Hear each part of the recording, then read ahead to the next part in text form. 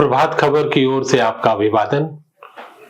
आपातकाल के 50 साल की कड़ी में हम लोग बात करेंगे कि आगे के दिनों में 11 तारीख को पटना के अखबारों में क्या छपा था और 12 तारीख को क्या छपा था।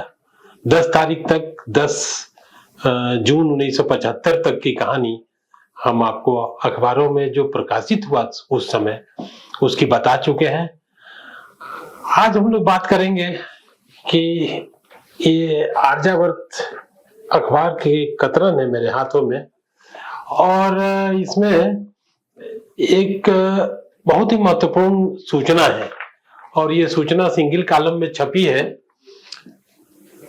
कि राज्य के पूर्व मुख्यमंत्री केदार पांडे ने आज यहाँ प्रेस कॉन्फ्रेंस में बताया कि गत 21 मई को पहलेजा घाट पर उनकी हत्या करने का प्रयास किया गया और उन पर बम फेंके गए थे, परंतु बम मुझसे थोड़ी दूर पर जा गिरा, इसलिए बाल बाल बच गया। श्री पांडे ने कहा कि महेंद्रू घाट से अपराधियों ने मेरा पीछा किया था, साथ ही मेरे पटना निवास पर बार बार टेलीफोन आया था कि वे कब चंपारण जिले के दौरे पर जा रहे हैं। उन्होंने घोषणा की कि वे भूमि हदबंदी कानून से अतिरिक्त 15 एकड़ जमीन सरकार को सौंप देंगे। ये बिहार और पटना से जुड़ी महत्वपूर्ण सूचना थी। राजनीतिक हल्के में जब एक पूर्व मुख्यमंत्री को यह कहना पड़ रहा हो कि उनकी हत्या की कोशिश उस जमाने में की गई थी। और बाकी जो खबरें हैं वो ये है कि गुजरात चुनाव से जुड़ी खबर एक लीड है कि वहां 4 नेताओं के भाग्य का फैसला होने वाला है। जो चुनाव हो चुका था जिसका जिक्र हम लोग पहले कर चुके हैं। और इसी तरह से दहेज कानून को लेकर राज्य मंत्री परिषद की बैठक में कोई फैसला लिया गया है, उसके बारे में खबर छपी है। सेकेंड लीड के तौर पर दोरजी आए हुए हैं, उनका दौरा था भारत में, उनका है। फिर मुख्यमंत्री के पास योजना भेजी गई है, वो पीने के पानी में सुधार को लेकर थी। और कृषि और सिंचाई को लेकर भारत और रोमानिया के बीच में आज महत्वपूर्ण समझौते पर हस्ताक्षर होने वाले थे। तो ये महत्वपूर्ण खबरें हैं और इन्हीं खबरों के बीच में एक छोटी सी खबर ये है, मेरी हत्या का प्रयास करके सिंगल कॉलम में। तो जो 10 तारीख को खबर आई 11 तारीख के अखबार में और 11 को जो खबर आई वो 12 तारीख के अखबार में, तो हम इस एपिसोड को एक ही में मिलाकर एक एपिसोड करेंगे। 11 और 12 जून 1975 को अखबारों में क्या कुछ छपा था। तो जैसा कि मैंने बताया 11 जून को जो सुबह अखबार आया उसमें क्या क्या खबरें थी। अब हम लोग बात करते हैं कि 12 जून को जो अखबार हमारे बीच आया था उसमें क्या और महत्वपूर्ण खबरें सब थी। तो ये इसमें है कि गुजरात विधानसभा चुनाव का दूसरा दौर संपन्न हो गया है और आज से मतों की गिनती शुरू होगी। ये एक खबर है, महत्वपूर्ण खबर। और इस चुनाव को लेकर सबकी नजर थी, पक्ष की भी और विपक्ष की भी।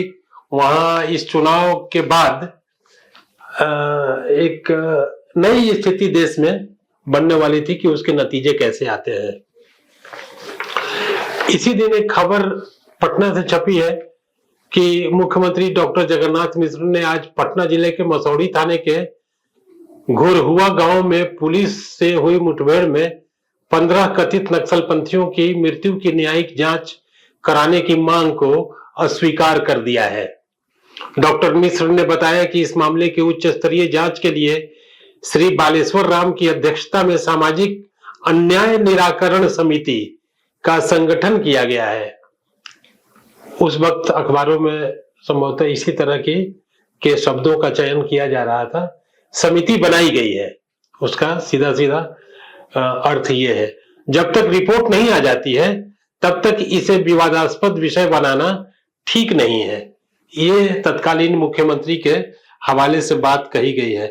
हमने 10वें एपिसोड में बताया था कि कैसे मुंगेरी लाल जो कांग्रेस के उपाध्यक्ष थे वो गए थे घटनास्थल पर और उन्होंने जो कुछ देखा था यहाँ पटना में पत्रकारों से बातचीत में बताया था कि जिन लोगों को सहायता मिली और जिनके लिए घर बनाए जा रहे थे वो वहां के लोग थे ही नहीं। तो निश्चित रूप से ये एक अजीब तरह की स्थिति थी।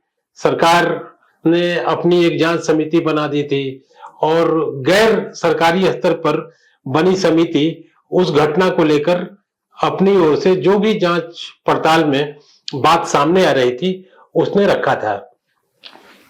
तो 10 और 11 तारीख को अखबारों में जो खबरें अपीयर हुई, मतलब कि 11 और 12 जून 1975 को जो खबरें आती हैं उसके बारे में हमने चर्चा की। इसी 11 तारीख को एक खबर और आई है जो काफी महत्वपूर्ण है और ये खबर है कि प्रधानमंत्री का चुनाव मुकदमे का फैसला आज, ये देखिए सिंगल कॉलम में, और उस अखबार में काफी नीचे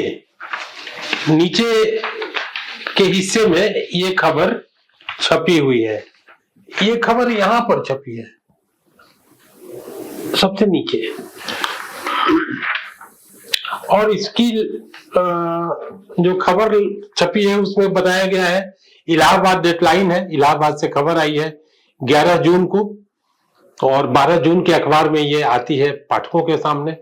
प्रेस ट्रस्ट की खबर है और 3 लाइन की ये सूचना है। प्रधानमंत्री के चुनाव मुकदमे का फैसला कल 10 बजे दिन में न्यायमूर्ति JML सिन्हा करेंगे। बस यही 3 लाइन की खबर है। तो आगे इसके बाद जो फैसला होता है वो सबको पता है कि कैसे उसने राजनीतिक परिदृश्य को पूरी तरह से सनसनीखेज बना दिया था और आम जनमानस से लेकर और पूरी दुनिया भर में भारत के इस फैसले पर राजनीति काफी तेज हो गई थी और अंदरूनी राजनीति। तो हम आगे बात करेंगे अगले एपिसोड में, और तब तक मुझे दीजिए इजाजत अपनी टीम के साथ, हमारे सहयोगी रंजीत सिंह के साथ। आपका बहुत बहुत धन्यवाद। प्रभातखबर.com, विश्वास वही, रफ्तार नहीं।